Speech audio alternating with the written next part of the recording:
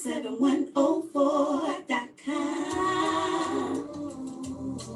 Welcome, my brothers and sisters, to the Richard James Show on 17104, The Voice.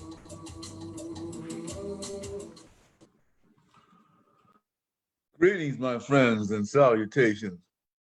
Welcome once again to the Richard James Show. We are here today only because we have been blessed by the Creator and given the time to present on this planet Earth. I feel wonderful. It's a great day. Every day is a great day. I like to sing. You know, I know I may have bored some of you. Say, "Oh boy, here he goes again." But I like to sing. One of my favorite songs is "Onward, Christian Soldiers, Marching Us to War with the Christ of Jesus going on before. Christ, our loyal master, leads us on before." Christian soldiers. No, I'm not Hindu, I'm not Muslim. I do believe in the doctrines and teachings of Jesus Christ, which added compassion, forgiveness to his foundation. There's many things that we can talk about. But one thing is really, really evident is that people of our ethnic group, when I say our, I'm talking about African Americans, people, Black people to be more specific in terms of race, because all Black people are not African Americans. Some are Africans. Some are Brazilian Blacks. There are millions and billions of Black people throughout the world. All of them at some point have caught hell, have caught natural hell, simply because of their ethnicity, simply because they were born in this world of African descent. We've learned a lot over the years. We know now that people, period, or our ancestry, both white, Black, stem from the continent of Africa. We know that. Archaeologists, scientists all agree that we started, man, and began to spread throughout the world. We went to India. We went to China. We went to North America, South America, different parts of the world. And we began to adapt to that particular type of climate. Adapt to the culture, water that we drink, the food that we eat, all of that. And we began to develop a variety of different ethnic groups. Same way with animals. You have German Shepherds, Cocker Spaniels. You have poodles. All of them are dogs. Different types of dogs. Beetles.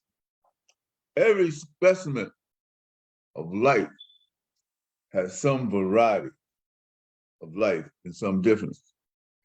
But there's a commonality that they have. The commonality that they have that makes them who and what they are. And that's the reality. We, in spite of our ethnicity, whether we are white, Black, yellow, Mongoloid, Caucasoid, Negroid, depending on the terms that you use, we are all human beings. We have livers, we have hearts, we have a stomach, we intake food, and we excrete waste. It's a basic concept in all species that we have in commonality. And the more we understand that we as human beings have more in common than we have differences, then the better off that we are. Now, we were talking about one thing. We have been the butt of the earth. Individuals throughout the planet want to kick us in our butts. I'm talking about Black people.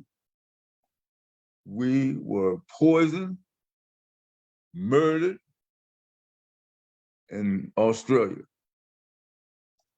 We were poisoned, murdered, driven to different lands out of our homeland in North America. We were enslaved and placed on plantations in South America. That's a fact. And whenever anyone speaks up about our condition, i.e., the Reverend Dr. Martin Luther King, i.e., Brother Menelik El Shabazz or Malcolm X, then they are indeed destroyed. Presidents of the United States are not exempt. Whites are not exempt. 3 college students that were down in Mississippi on a summer project where they were teaching folks and helping folks to register to vote. 2 of those folks were white. Many individuals of the Jewish faith or Jewish ethnicity have worked with us and have lost their lives helping us. So when people get to hating Jews, I'm not with you. Anytime you hate anybody for any reason, then you are the problem and not the solution. We don't need to hate anybody. The Bible said, when a person hits you on your left cheek or turn them your right cheek, whatever. We've got to learn to love and to forgive individuals and to love and to forgive everybody.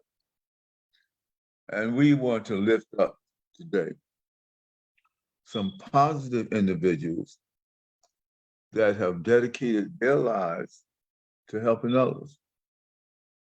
And I have a video of one of my favorite human beings on the planet Earth, and talk about his journey. His name was Jackie Roosevelt Robinson. We've done several shows on Jack. We've done some shows on his brother, Matt Robinson. But the more I learn about Jack, the more I love him. The more I think well of him. Brilliant, brilliant individual who dedicated his life, his career, to helping others and lifting up the bloodstained banner. Jackie Robinson, distant cousin, and he was originally born from Cairo, Georgia. Most people would pronounce it as Cairo, spelled that way. Georgia, that's where he was born. And his mother picked him up, and because his father had departed, and took them to Pasadena, California. And Jackie had siblings, brothers, Edgar, Matthew, himself, and sisters, and they all packed up and moved to Pasadena again. Wonderful thing is they have some gorgeous statues, and they've really lifted up the Robinson because Jackie and Matt, the family has really contributed mightily to that community. They've really, really done some things to lift up that community. So I've got a video that kind of explains some of the things that happened to Jackie. But there were others. Other people of significance that you need to know and understand. Other people. Why? I think we need to lift them up because I also believe that our people deserve reparations. We've done several shows on reparations. I began to understand the need because we have given reparations, for example, to other people, people that we consider have wronged us. This country, under the leadership of Franklin Delano Roosevelt, placed Japanese Americans. I'm born and raised in the United States simply because of they had to be Japanese. And the Japanese nation had attacked us. But these were our citizens. These are people that were raised here. These are people who were committed to us. These people were locked in concentration camps.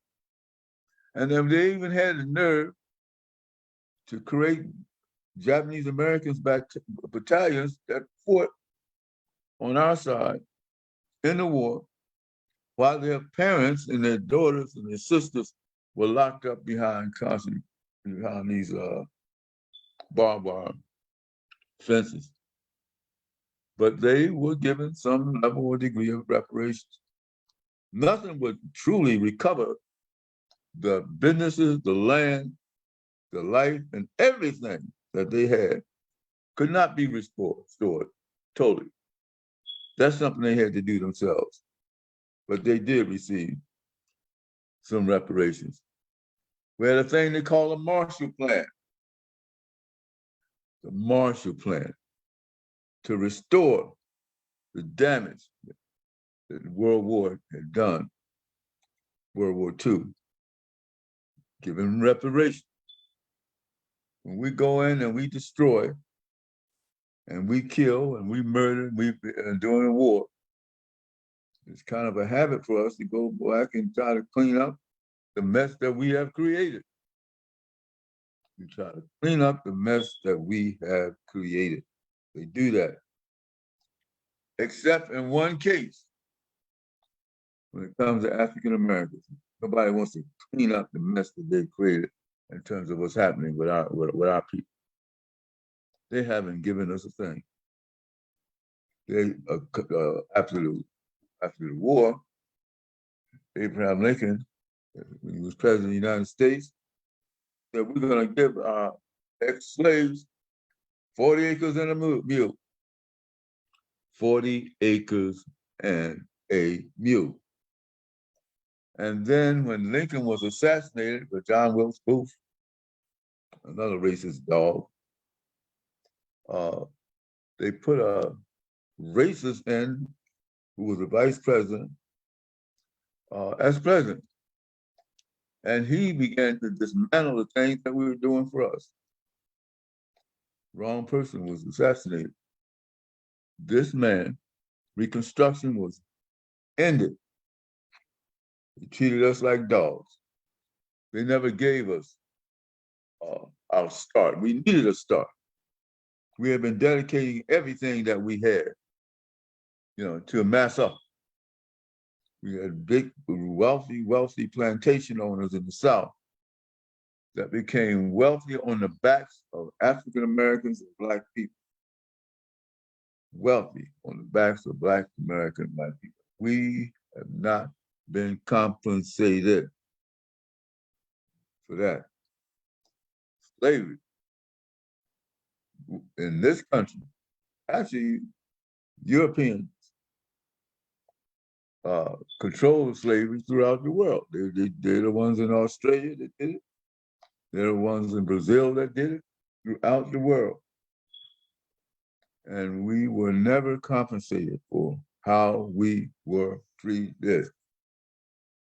They had some Europeans of conscience that eventually dismantled slavery. But the harm has been done for generation after generation, and we're never been compensated for it. We've had individuals that have dedicated their lives. I mentioned a couple of them. One was been like Ashur, and one was the great Dr. Martin Luther King, who were both assassinated complicit with our government. I say complicit. I say they did. I say complicit.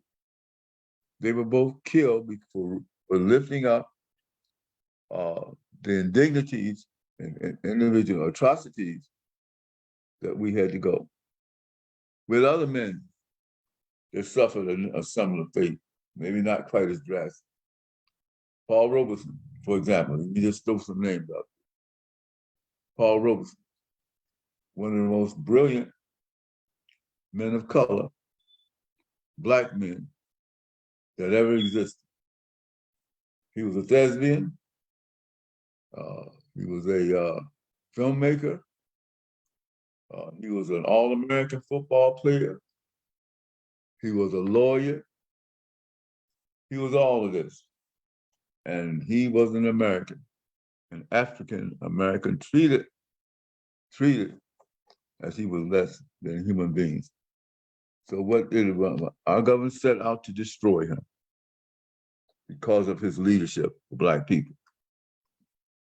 The late, great Marcus Garvey, black man, born in Jamaica, come to America, what he called himself a black nationalist. In other words, let's build nationhood. Let's do the American thing. The American thing said we can build upon a dream. We are entrepreneurs here in America. We base our freedom on also free enterprise. In other words, we can develop businesses. We can develop programs for ourselves. And this man who tried to do that was condemned for doing it the American way, because people did not want him to pass. They did not want him to pass the barriers that they had set up before him. They did not want him to succeed. And they did everything they could to destroy and undermine Marcus Garvey, and they lied about him. And they tried to destroy him. Man of African descent. But the spirit of Marcus Garvey lived on. And he was the inspiration for setting up the Pan-American Congress, Marcus Garvey. Great man, great man. W.E. Burghardt Du Bois, Harvard graduate, scholar, poet, author, founder of the National Association for the Advancement of Colored People, wrote many books, including a book called The Philadelphia Negro. Marcus Garvey, great man. He did believe in his talented tenant. I think he was an elitist to some extent, which I don't think there's any room for in what we're trying to do, because we need to combine all of our gifts, all the things that we have together to raise up people. But he believed strongly in fighting for civil rights.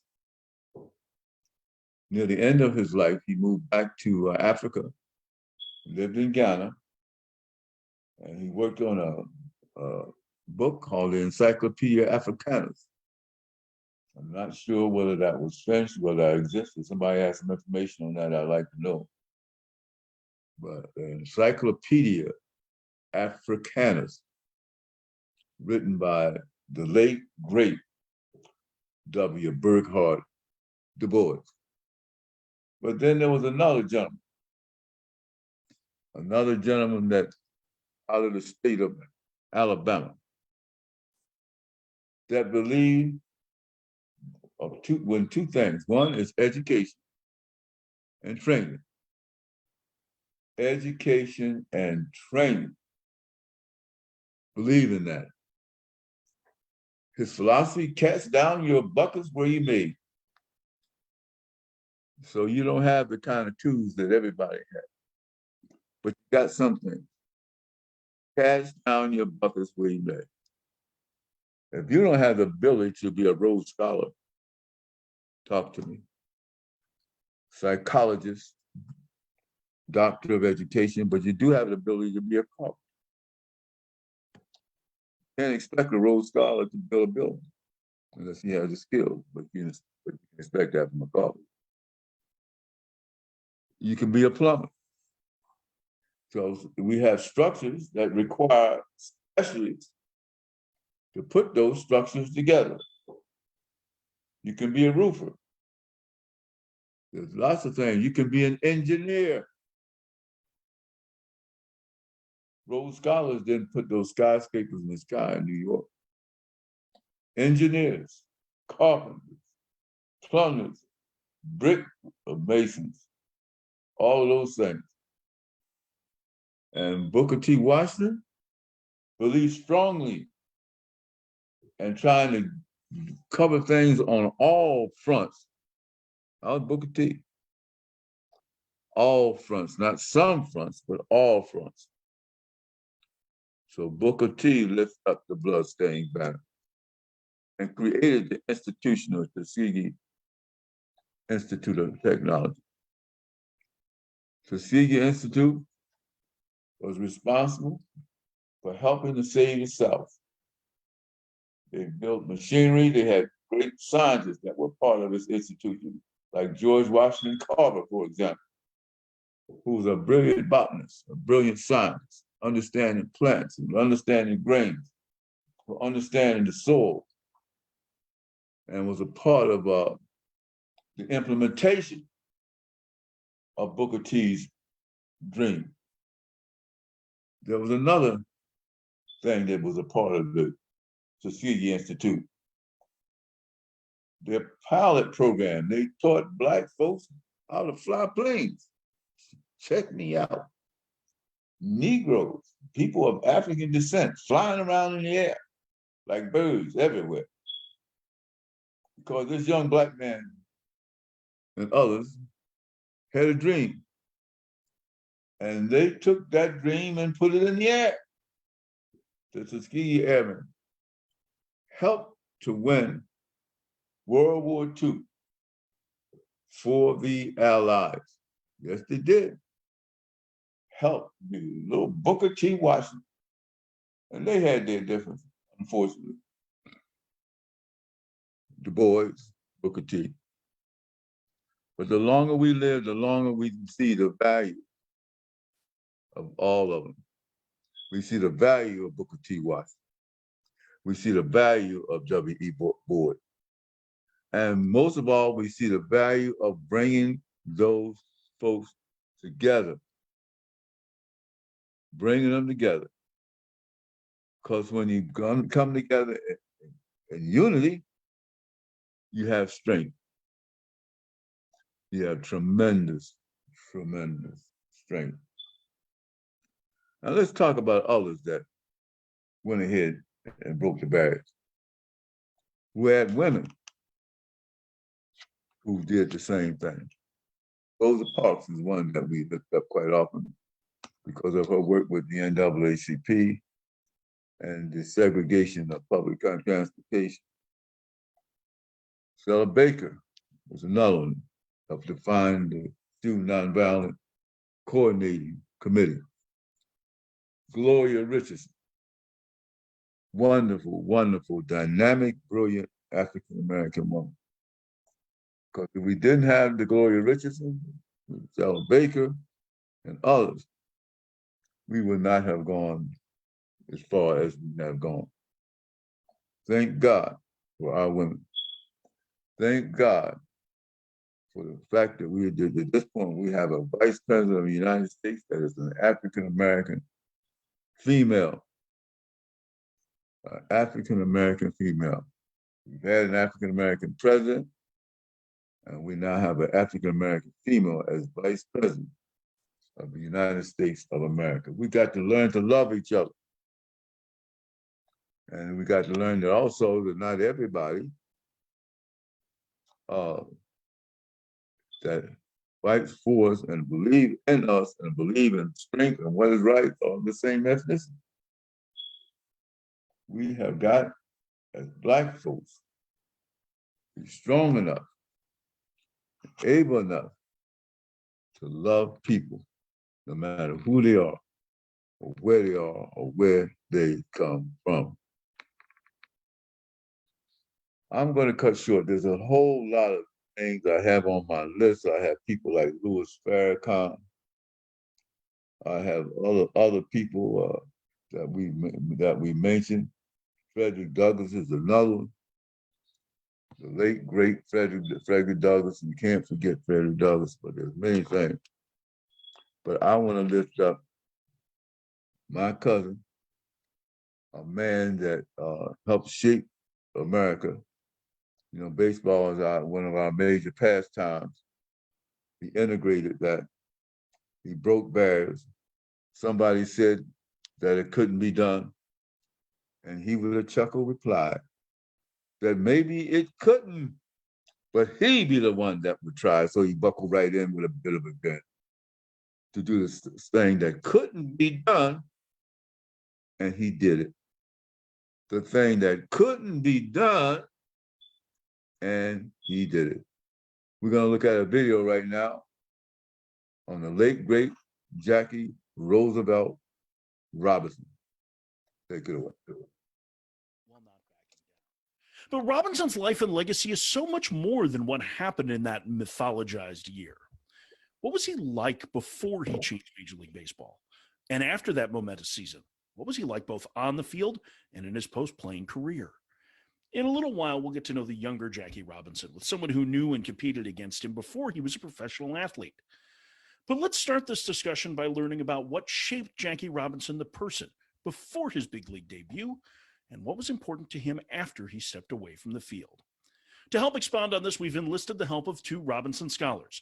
Dr. Raymond Doswell is the Vice President of Curatorial Services for the Negro Leagues Baseball Museum, and Dr. Michael Long is the author and editor of a new collection of essays on Jackie Robinson, 42 Today.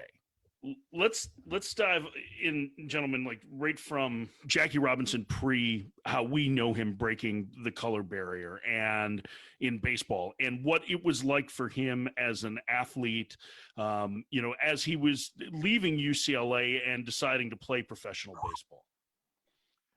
So as I understand, Robinson is a multi-sport athlete, inspired by his brother, who was an Olympian, would come along and in his scholastic days really top his brother's athletic feats in many respects as a track and field star. Many high school and AAU records would fall as Robinson was very good at the broad jump in particular, and enjoyed many sports. Went to the junior college and played a number of sports there at Pasadena Junior College, playing baseball, track and field, dabble in basketball. I understand was a very good tennis player as well. The only thing he couldn't do well was swim, which was actually, as his daughter Sharon Robinson told me, really relates to the fact that African Americans weren't allowed to use the public pools. So he never really took up swimming. And that was something that, not that he was afraid to try, but that's something, a skill that he never learned because of segregation for the most part. So, but he could do anything and was a tenacious athlete at best. Played a lot of the sports, played them well, played football in particular, did suffer a number of injuries, especially ankle injuries in particular, that limited him in other ways later on in life, especially when he got to the military in terms of getting an opportunity to go and actually fight in the European theater. His injuries kind of slowed him down in terms of getting those opportunities. But as we learn, he did fight to be part of the officers training school when he was stationed after college at Fort Riley, Kansas, the 1st Infantry, which is near Kansas City. fought to get into the officers training school, was rebuffed by his superiors initially. He and other black soldiers who wanted that opportunity, but another young soldier came along to help, but this was not someone that was unfamiliar to the entire Army, and that was Boxer Joe Louis, who came into Fort Riley, helped shake up some things for him and those other officers, and they got that opportunity, and then he was able to do that. And then go on and get transferred to Fort Hood, Texas. But even before that, in the military, he played other sports as well. He played football for the military, ran into a lot of issues where some other teams didn't want to play against him or have him be on the field because of his race. As I understand it, and Dr. Long can correct me if I get the timeline incorrect, there was a situation, especially he had a time where he was stationed in Hawaii, also playing football out there, and there was some resistance to his playing there, and he had some issues being stationed out in Hawaii, but was transferred back to the mainland in early December 1941, just a few days before Pearl Harbor. So he misses Pearl Harbor by a few days. Wouldn't history be quite different without Jackie Robinson had he been involved in that battle? But his athleticism took him to different places in the Army and took him to different places across the country. And after he left the military, he looked for opportunities to work. That included at a black college in Texas, where he was willing to work as a coach and athletic director there. But the Negro Leagues, as well as the major leagues, were depleted during the war as far as needing baseball players. Many were drafted to the war, and the Kansas City Monarchs in particular had lost a lot of big talent, including Buck O'Neil and some others. So there were job opportunities in the Negro Leagues, and he needed a job, and the opportunity was there for him, and he took it and got a chance to play in the infield with the Kansas City Monarchs in 1945. But I want to go back to the military service a little bit. And Mike, you can weigh in this as well, because one of the things that stood out from what Mr. Chappelle said is part of Robinson's legacy, in that, I don't know, for lack of a better term, it doesn't sound like he suffered fools, which I certainly can appreciate. And he was not going to be somebody, as Mr. Chappelle said, was going to be run over. How did that treat him in something that is as structured and certainly was as segregated as the military was in the 40s? And how did that serve as a guiding principle for him in his post-baseball career? So Robinson faced a court-martial when he was in the Army, and part of that reason stems from his refusal to move to the back of a bus when directed to do so by a driver who thought that Robinson was sitting next to a white woman who was actually a light-skinned Black American whose husband was also an officer in the Army. And the two exchanged words, the driver and Robinson, they exchanged words, and the driver ended up reporting him to the military police. And Robinson exchanged words with the military police as well, as you might imagine. And a few of them, as I understand it, hurled the N-word at him. And because he had a short fuse, but also because he was full of dignity about the color of his skin, he refused to back down. And he was brought up on charges eventually. And he was acquitted of those charges. He had a great attorney, and Robinson kept his back straight throughout that whole trial and was acquitted. He didn't suffer fools in the military. That's only one example, but it's the most colorful example, I think, because he was court-martialed. But yeah, he faced a lot of racism in the military. There were teams who refused, as we heard, who refused to play with him. There were military teams who refused to let him play on their team. There were officers who hurled the N-word at him. And Robinson, I think, was very glad when he received an honorable discharge from the military, and he didn't serve in the European theater, and he never expressed regret for not having gone to the European theater. The troops that he was in charge of ended up going to the Norway beach for that particular landing. I think that what was driving his own sense of dignity throughout the military and then throughout the rest of his life, especially in post-baseball years, was his sense that the color of his skin was a mark of divine blessing. This is something that his mother had taught him. She taught him that Adam and Eve were originally black, and then they were scared white. They were scared pale when God caught Eve eating of the tree of the knowledge of good and evil. So, and she taught him that God's original plan for humanity was a people with this black skin as their color. So he grew up thinking that he had divinely ordained skin, and he would wear white starched shirts to UCLA to accentuate the color of his skin. And he really saw it as a mark of blessing. And I think he took that spiritual lesson, as well as another lesson that he learned from his mother, and that is that freedom is something to be grasped here, not something to be sought after in the heaven and the sweet by and by, but something to be fought for here. He took those two lessons about the importance of the color of his skin, about the importance of fighting for freedom here and now.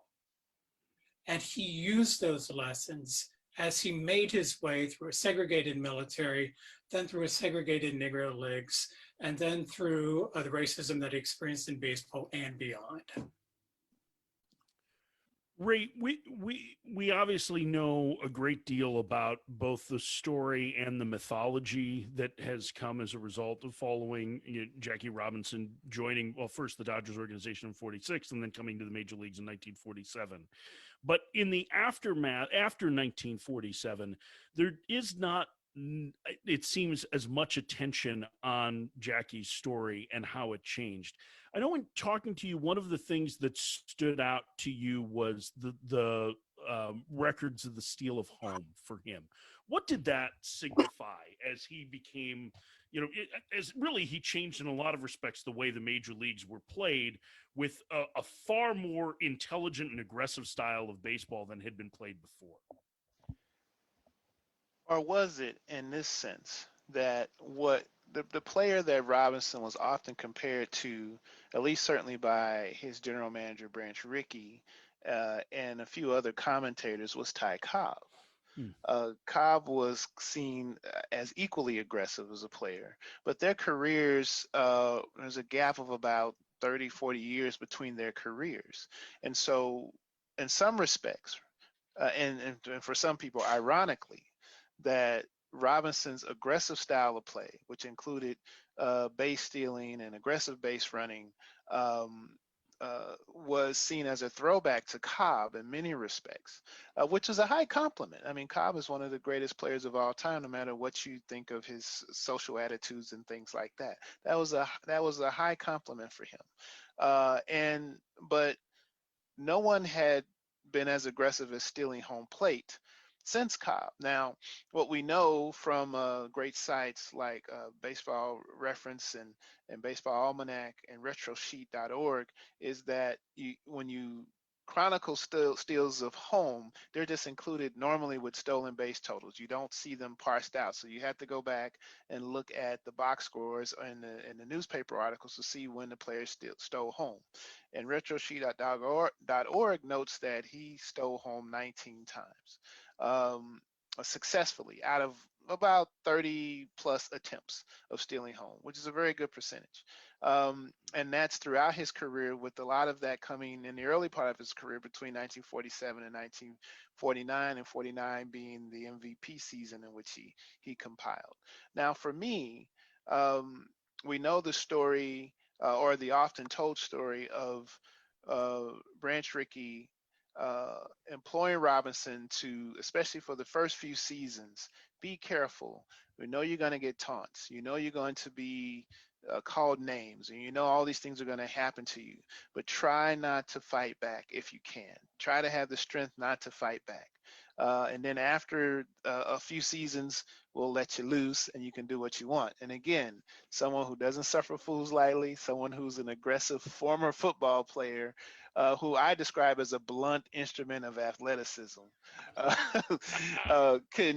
can beat you in so many ways, and he was, in my opinion, his aggressive play was a form of resistance to the social abuse that he would take in many respects. And so it was his way of fighting back through his athleticism. And to steal a home was his great weapon. And Jonathan Ive, one of Robinson's biographers, called it a great weapon for him to use. And he was just very successful at it. And it just really frustrated pitchers. It frustrated opponents. And he had just had such great success at it. He was very adept at it. And again, he stole 19 in his career. Now, by comparison, you did have a teammate a year before, Pete Reeser, who was very prolific at stealing home. But no one had seen that kind of aggressive play since Cobb. And there were other contemporaries like Ben Chapman, who was a little bit older than him, who was a good home plate stealer, but he was really the best at it. And not until after him, the next player on that list is Rod Carew. So and there's another gap of time between Rod Carew and Jackie Robinson's career. So it's the most aggressive, you can argue it's the most aggressive offensive play that you can have in baseball is to steal home. And he was the master at it. It really sets into, I think, context how difficult 1947 must have been for him, because it was so, he was such a, again, as you mentioned, an aggressive player, but he was somebody who was going to stand up for his rights, and how he had to take a level of abuse that no one in professional baseball had taken, and very few public figures had taken. And understanding, and I think, Mike, in your new book, there is one of the essays talks about how there was very little support for Robinson among his teammates in 47, despite the fact of what history has shown, because the league viewed it as a great experiment. And he had to understand that there was a significant amount of pressure on him. How did that evolve once he was successful and Larry Doby integrates the American League and you start to see more black players in 48, 49 come into the big leagues? How did Robinson change to be more his authentic self than the one that Rickey implored him to be as he was breaking the color barrier? So a couple things. 1947 was a really tough year for Robinson, as you might imagine. One of his Negro League teammates said that he had a temper like a rattlesnake. He was not naturally nonviolent. He did not have a peaceful personality. He was somebody, as Mr. C hinted at, who was always ready to strike back. And he was that way in 1947. You can only imagine the pressure that he felt inside as he faced so much racism from other players, and as he faced loneliness also on the Brooklyn Dodgers. The great experiment almost failed when the Dodgers played the Phillies, and there's that great scene in 42 where Ben Chapman is delivering every word you might imagine that's a negative word toward Robinson. And so are the Phillies and the bench. And Robinson says at that point that he really did feel like throwing the bat down and walking over to that bench and using what he calls his despised black fist to pummel those white sons of you-know-whats into the ground. That's how he felt when the Phillies were abusing him. And I can't imagine that's the only time Robinson felt that way in 47. So he was facing some really inner turmoil at that point. The Dodgers weren't especially helpful early in 47. It was a lonely time for him. Teammates weren't rallying around him. He got the number 42. It was a really high number. Number 4 was available. Number 2 was available, but he got number 42. He took it as a challenge. He made a number out of 42. We didn't know it before Robinson. We sure as heck know what 42 means now. But yeah, that was a lonely year for him. When he starts to straighten his back, as he puts it in his 1972 autobiography, when he starts to straighten his back, he says, supporters really started to peel away from him. News media started to give him a hard time. But I'll let Ray pick up from here in 48, 49, and then how Robinson acted after he started to straighten his back. Ray, you want to talk to that a little bit?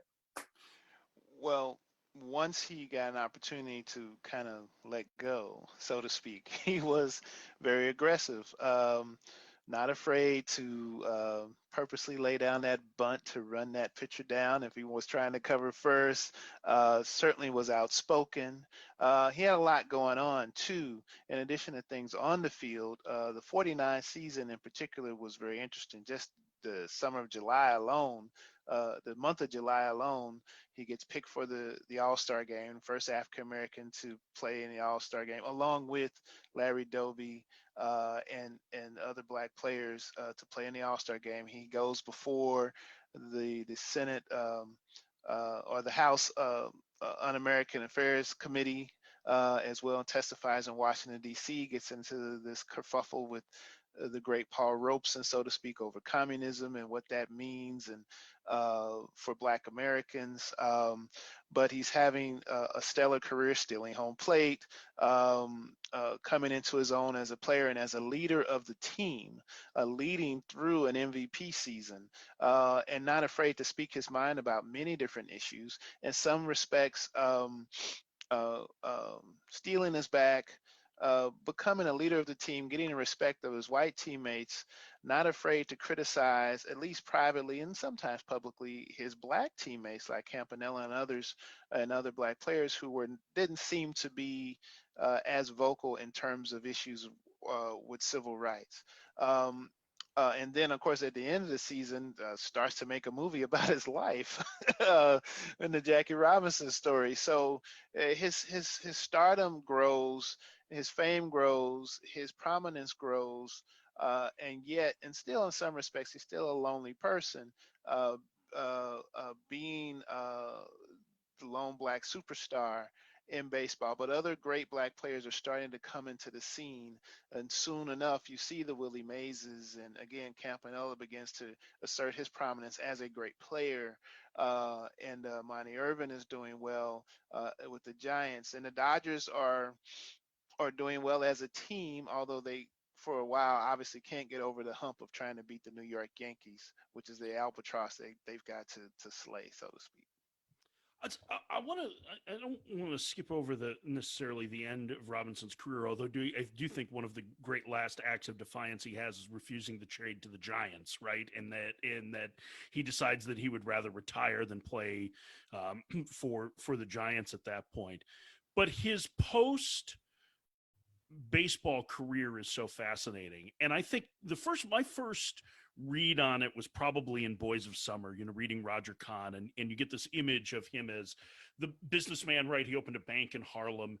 He was prominent in New York politics, but there were some significant shifts in the way Robinson viewed things after his playing career was over. He was a very staunch Republican for at least the first part of his post-playing life. And Mike, maybe you can take us through some of what began to evolve in Robinson's beliefs as he went from the early 60s when he was supporting Nixon against Kennedy to what happened in the 64 Republican convention and beyond. Sure. I know that's a lot. I just gave you a lot to go through. First, I'll note that Robinson believed that he was much more aggressive after he left baseball than he was when he was in baseball, which is pretty amazing given what we talked about just a little bit earlier about stealing home plate and so forth. He actually says, I think I've become more aggressive after leaving baseball. He also believed that all the exploits on the baseball diamond didn't compare to what he did after baseball. After baseball, he focused on business, he focused on civil rights, he focused on politics and economics, and he put his fingertips in all of those areas. 1956, he wins the Spingarn Medal from the NAACP. This is the annual award for a Black person who's affected national life. And Robinson wins that award. He becomes active with the NAACP from 56 on, really active. And then in 1960, he really jumps into politics by backing Richard Nixon. He backs Richard Nixon because Nixon is a fiercely anti-communist, and so is Robinson. Nixon says to Robinson that he'll move faster on civil rights than Ike Eisenhower ever did. Nixon steered passage of the 1957 Civil Rights Bill through Congress. So in Robinson's mind, Nixon has a much stronger record on civil rights than JFK does. He also meets JFK in a Georgetown parlor in a one-on-one meeting, and he says later that JFK never once looked him in the eye. And for Robinson, that's a huge thing. And Rachel recounted that for me, and that was a huge thing for her too when Jack told her about that. So he backs Nixon. He backs him in part because of his civil rights, right? 1964 comes along. Who's the candidate? It's Barry Goldwater. Barry Goldwater is all about states' rights. Barry Goldwater is not about campaigning for Black votes either. In 1961, he says, in Arizona, we should go hunting where the ducks are. And by that, he means we should really focus on whites in the South who are now disaffected with the Democratic Party. Let's go after them. And that becomes the Southern strategy. And Robinson is no fan of the Southern strategy. Robinson is a registered independent. He was a registered independent in 60, 64, 68, and so forth. He believes in what we call the two-party, what he called the two-party system, that Black voters should suspend their votes and go with whichever candidate and whichever party will best advance civil rights. He does this throughout his life. And so he goes from backing Nixon to backing Hubert Humphrey, to backing LBJ, and then to backing Hubert Humphrey. In between, his favorite politician of all was Nelson Rockefeller, a progressive Republican who is really progressive on civil rights. So Robinson steered toward Republican politics. He did that because he was socially conservative and fiscally conservative, but he wanted his Republican politicians to be progressive on civil rights. So he liked Rockefeller. He liked George Romney in Michigan. Here in the Commonwealth of Pennsylvania, he liked Bill Scranton. Those are tough Republicans to find anymore, but those were the Republicans that Jack really rallied around. If he didn't find one of those Republicans, then he rallied around somebody like Hubert Humphrey or progressive Democrats like LBJ and so forth. That's how he evolved politically, but consistently, he backed a two-party system. And here I'm just talking about politics. Mhm. I'm not really addressing his broader campaign for civil rights. Yeah, so the broader civil rights campaign, and I guess this is this is a major focus, I think, Mike, in your book. But Ray, I would like to get your take on this as well as a curator of a museum and on Black history. Robinson today, many of the same things that he was fighting for in the 60s and up until his death in 72 are still issues that have been unresolved. I don't want to necessarily put words into what Jackie Robinson might think today, but what of the standards that he laid do you think he would be most engaged in supporting at this point? Or what does the history tell us about what it would still be important to Robinson now? Well, that's a heavy question. In some respects, I think it's fair to say, just getting slightly back to baseball, um, on this, is that we know that at the end of his life, and he said so publicly, really wanted to make sure that there was greater African American participation in baseball, and particularly in leadership in baseball, on the managerial side, and of course in the offices, in the front offices, and things like that. He was very outspoken about that, and was very hopeful that those opportunities would come for African Americans, especially by the time of his death in the 70s. There had been a number of players, and there had been a number of folk who had proven that they had the baseball acumen to do quite well. I mean, I think even he had aspirations of being a manager himself, or hopeful for being a manager himself after his baseball career ended. And unfortunately, here in baseball, as experts like Dr. Richard Lapchick measures, that we're still hovering around 8 to 10% participation of African Americans in the sport itself. And so what does that do to reflect on the values of what baseball projects towards the current issues of today? Fortunately, MLB seems to be listening more to its current and former Black players in terms of the issues that many of those issues that we were facing last summer, as well as more current issues vis-a-vis the All-Star game being in Georgia and the voting rights issues and things like that.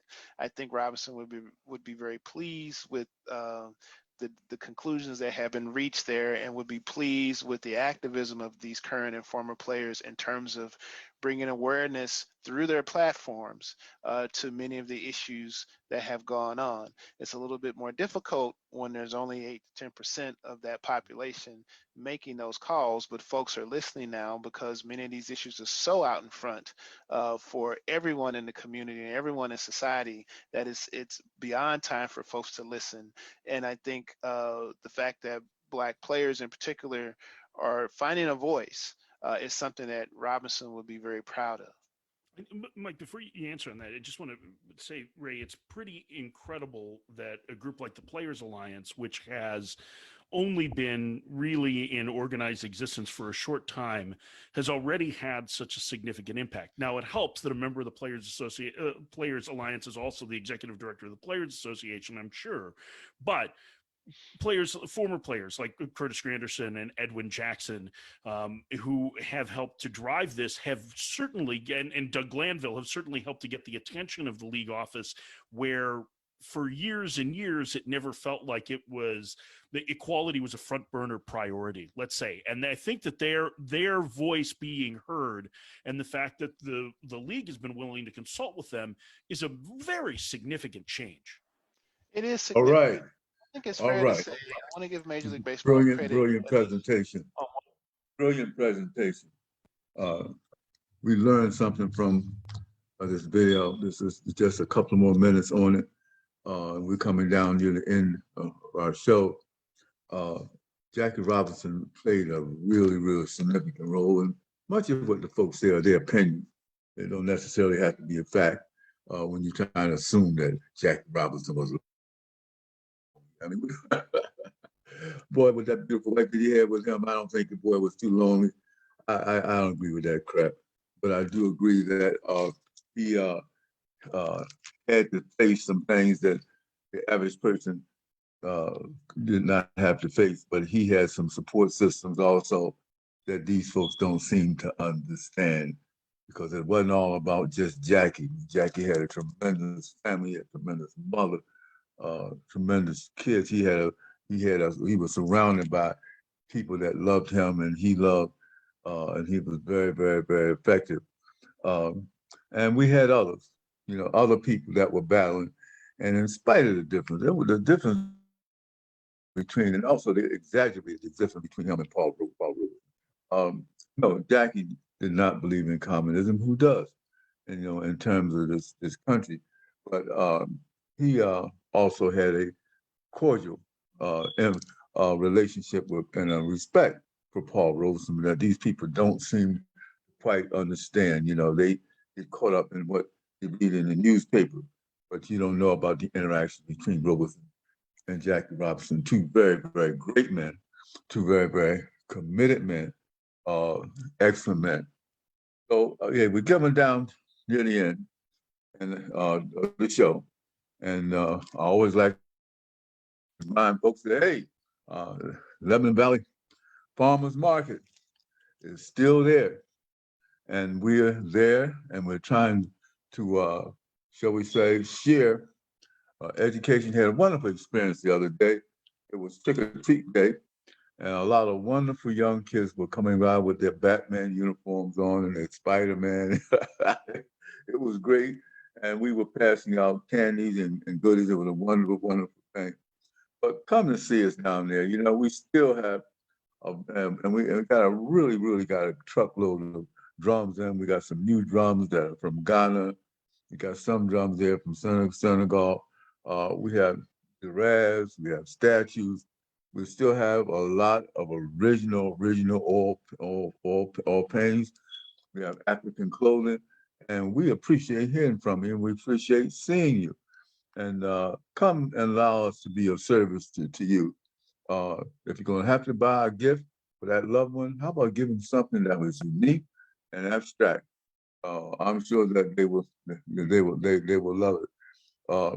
My daughter has a new book. She had a book signing and opening a few weeks ago, and you can get her. But it's Maria Consuelo Chow. There's her book, Maria James Chow, Count East Bus.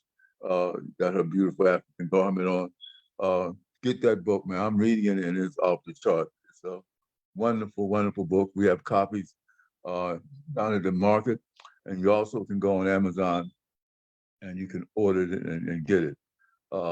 Wonderful, wonderful book. Thank you so much. I want to say thank you to Thomas's and understand they're in the process of moving and doing some positive things in terms of their residents. Thank you for continue to lift up the voice 17104, where many of us have an opportunity to express our opinions, our thoughts, our ideas, and to connect with people. You're doing that.